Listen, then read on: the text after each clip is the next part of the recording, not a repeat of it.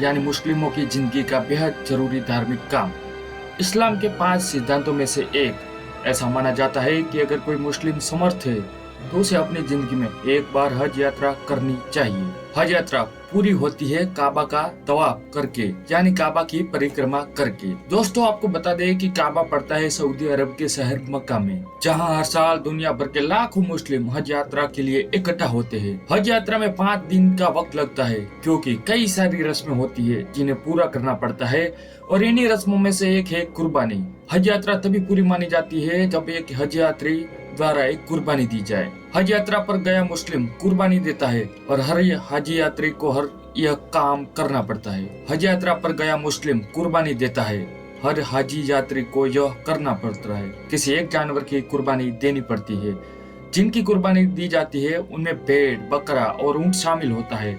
और जिस दिन यह काबा में कुर्बानी दी जाती है वह दिन होता है ईद उल अजहा, यानी बकरीद ईद का दिन। जानवरों की कुर्बानी। आंकड़े बताते हैं दोस्तों कि साल 2016 में करीब 15 लाख मुस्लिम हज यात्रा पर गए थे। इसका मतलब है कि पिछले साल 15 लाख जानवरों की कुर्बानी दी गई थी। सऊदी अरब के हज के निर्देशक अब्दुल मजीद मोहम्मद अल अफगानी ने मीडिया को बताया है कि इस साल लगभग 25 लाख मुस्लिम काबा पहुंचने की संभावना है। यानी इसका मतलब है कि यहाँ पर 25 लाख से भी ज्यादा जानवरों की कुर्बानी दी जाएगी। दोस्तों, कुर्बानी के बाद आखिर जानवर को मांस जाता कहाँ है? वैसे 25 लाख जानवर बहुत बड़ा आंकड़ा है। जाहिर सी बात है, अगर इतने जानवर काटे जाएंगे तो यह सवाल उठता है कि इनका मीट कहाँ जाएगा, इनका खून कहाँ जाएगा।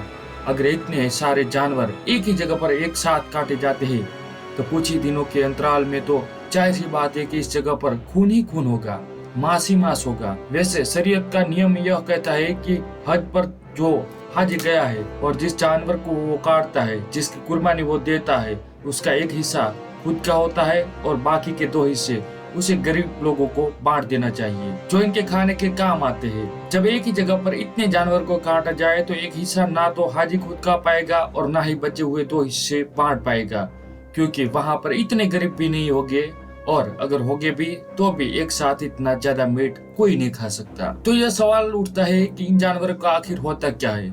ऐसे में सऊदी अरब में जब कोई खास इंतजाम नहीं किया जाता तब एक मीट इधर उधर बिखरा पड़ता है। 10 को पहले जब मशीन नहीं हुआ करती थी तब लोग जानवरों को दफन कर देते थे, और सऊदी अरब में भी इस समय हज यात्रा हो रही है और इस समय तापमान करीब 40 डिग्री सेल्सियस से भी ऊपर है। ऐसा में इन जानवरों को लंबे समय तक रख पाना, उनका रख रखाव भी काफी मुश्किल होता है। लेकिन जब सऊदी अरब सरकार ने ऐसे इंतजाम कर दिए है जिनमें इन जानवरों को मांस सुरक्षित कर लिया जाता है। आज से 36 साल पहले सऊदी अरब की सरकार ने एक प्रोजेक्ट शुरू किया था और इस प्रोजेक्ट का नाम था यूटिलाइजेशन ऑफ हज मीट था। इसके तहत कुर्बानी के मांस को उन देशों में भेज दिया जाता है जहां भारी तादाद में गरीब मुस्लिम रहते हैं। और आंकड़ों की बात करें तो साल 2012 में कुर्बानी के बाद करीब 10 लाख जानवर दुनिया के 24 अलग अलग देशों में भेजे गए थे, और साल 2013 में यह मीट 28 देशों में भेजे गए थे, जिसमें सबसे बड़ा हिस्सा था सीरिया का। अब सऊदी अरब में कुर्बानी के लिए इस्लामिक डेवलपमेंट बैंक तैयार कर दी गई है, जहां से कूपन लेकर मुस्लिम जानवरों की कुर्बानी कर सकता है। इसका मक्का के पास एक बुचड़खाना भी है जहां पर जानवरों की कुर्बानी दी जाती है। फंडा सिंपल सा है, आपको कूपन लेना है, कूपन लेकर आपको आगे बढ़ना है, और कूपन के आधार पर जो जानवर आपने चुना है उसका पैसा आपको जमा करना पड़ता है।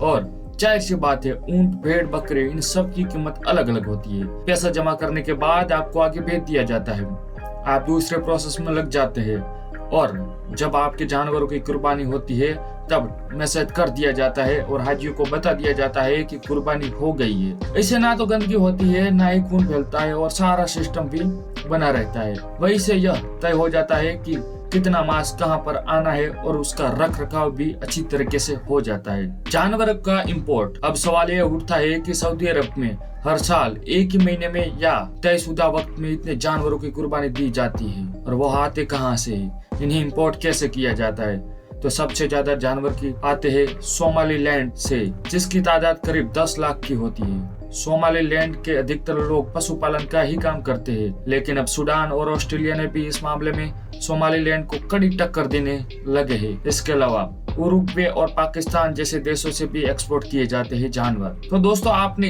इस बारे में क्या सोचते हैं, हमें कमेंट जरूर करें। अगर आपको हमारी ये वीडियो अच्छी लगी है तो लाइक और शेयर करना ना भूलें। आने वाले टाइम में और भी इंटरेस्टेड वीडियो आपको मिलते रहेंगे। तब तक के लिए धन्यवाद।